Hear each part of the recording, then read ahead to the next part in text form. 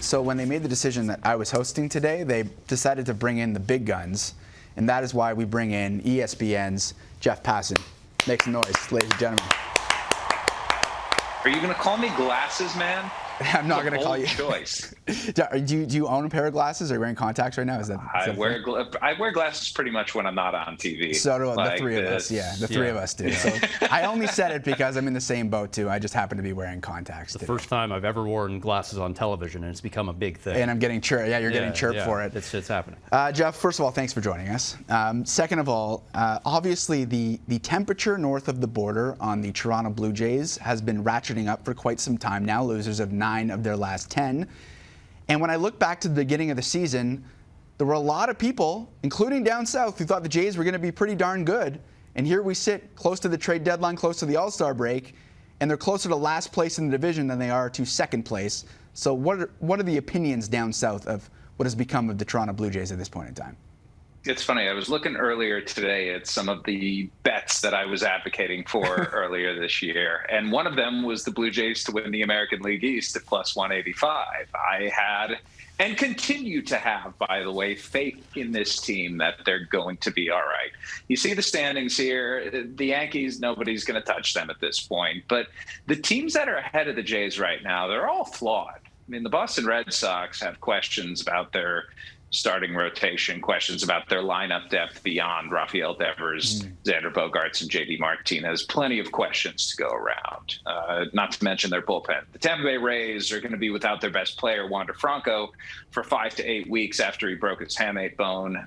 And beyond that, guys who have hand, wrist, finger injuries, you never know what you're going to get from them the rest of the season. And the Seattle Mariners needed a significant surge, an 8-game winning streak right now, and winners 16 of 19 to get to where they are. So I think we're at that point right now where the Jays are at their absolute nadir, where some of these teams that they're chasing are at their apex. And while I'm not going to look past the idea that this team in Toronto needs to improve, needs to go out and get guys at the trade deadline, I'm also not going to sit here and say the sky is falling, because I really don't think it is. Well, you mentioned the trade deadline. There's a lot of teams in the hunt now because of the expanded playoff. So when you're a team like the Jays, who had World Series aspirations, they're clearly desperate now. What does that do to the prices at the trade deadline, given the fact that in the American League East alone, everybody's in it? Everyone's in it, and everyone wants to get more. So what does that do to the prices at the deadline? Yeah, the Ross Atkins phone right there was pretty accurate, because he's going to be on his phone a lot over the next 3 weeks leading up to the August 2nd deadline, and he's going to be making calls to everyone. And I think it's interesting to see who they go after. Are they going to go after rental players with the belief that, hey, we have Vladdy Guerrero in his prime, we have Bo Bichette in his prime to Oscar Hernandez, George Springer, Alek Manoah having a great year, Kevin Gausman early in his contract. All these things are lining up for them to make a one-year run, or they could go after somebody like Ian Happ, who I think probably makes the most sense for them. And listen, I've been on the Andrew Benintendi train for a while now. I don't know if he's going to be a fit in Toronto. I do think Ian Happ, though, makes a ton of sense. And not just Ian Happ, but just so happens that the Chicago Cubs also have relievers in David Robertson and Michael Givens, who would look really good in that Toronto Blue Jays bullpen. So, yeah, it's going to cost more, especially because Happ's a guy who's under control through the 2023 season. But the reality is it's very simple. They need a bat and they need a couple of arms, and that is the same thing that they needed even before their starting pitching went to where it is right now. Well, that's the biggest issue. It seems like this is the second year in a row where we're heading towards the trade deadline and the bullpen just can't seem to figure it out. And when you look across the major leagues, it seems like these bullpens have guys that throw triple digits, at least 98.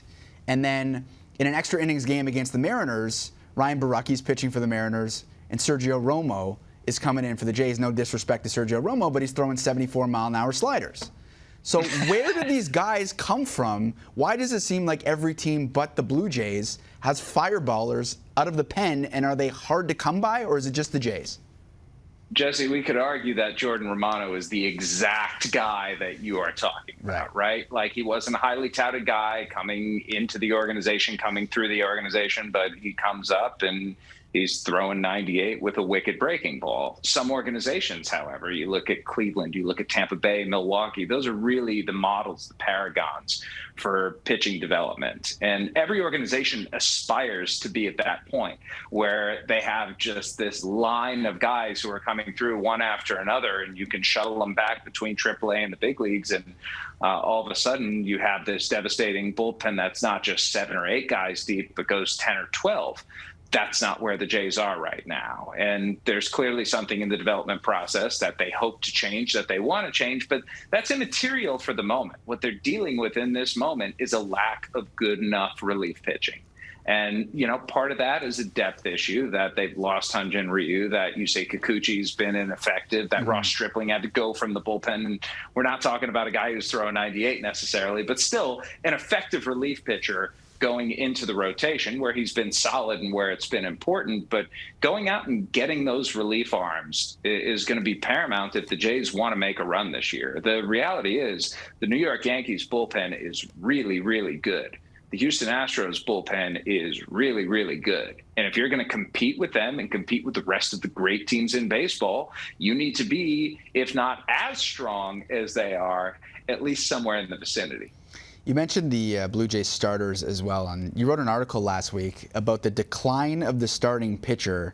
Maybe they're coddled a little bit more. They're certainly throwing fewer pitches, fewer innings. For those who haven't had a chance to read it yet, what's going on with the starting pitcher in Major League Baseball?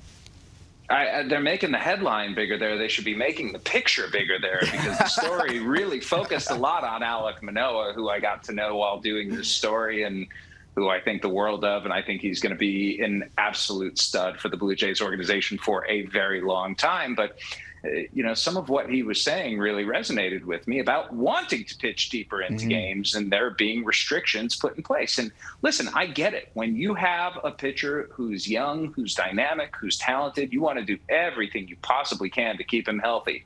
What he wants to do, as you could see right there, asking for just one more batter, he wants to stay in the game and get as many outs as he can.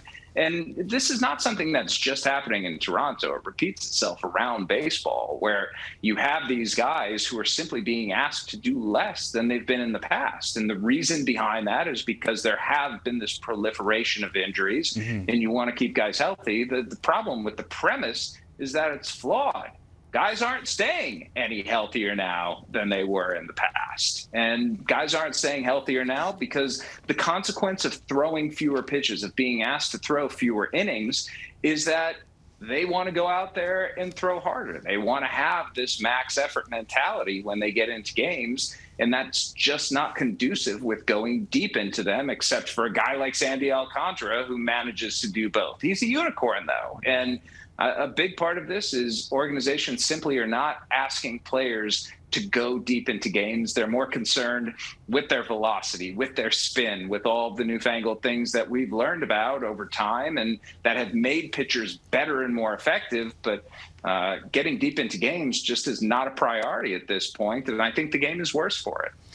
One of the tweets that you highlighted in your article from Tom House, if the current trend continues, the future of Major League Baseball is pitchers only throwing 2 to 3 innings max per game and position players contributing competitive innings. I remember as a kid going to the Rogers Center and watching Roy Halladay twirl complete game gems all the time, and that was one of my highlights growing up watching baseball. Is the decline of the starting pitcher, in your opinion, bad for the sport?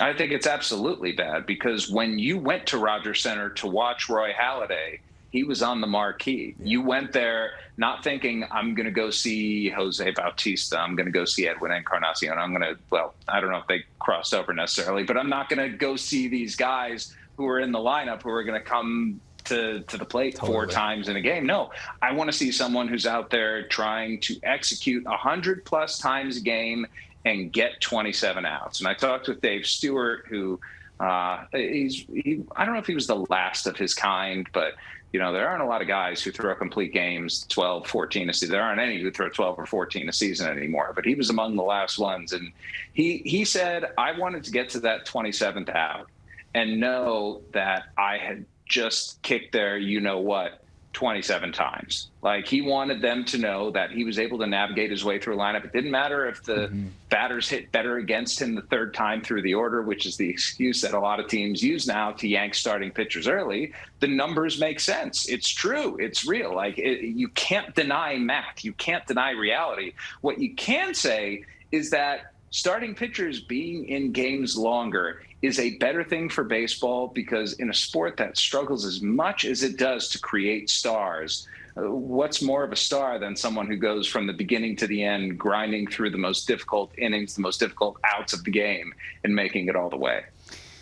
Jeff, thank you so much for doing this. And I encourage everyone to go out and read that article, because it was truly interesting, especially when I look back on my childhood and I think, well, what happened to the complete game? And you did a fascinating job of outlining what exactly has happened to starting pitching. So thanks again for doing this, and we'll catch up soon. It's my pleasure, Glasses Boy. Thank you. See ya.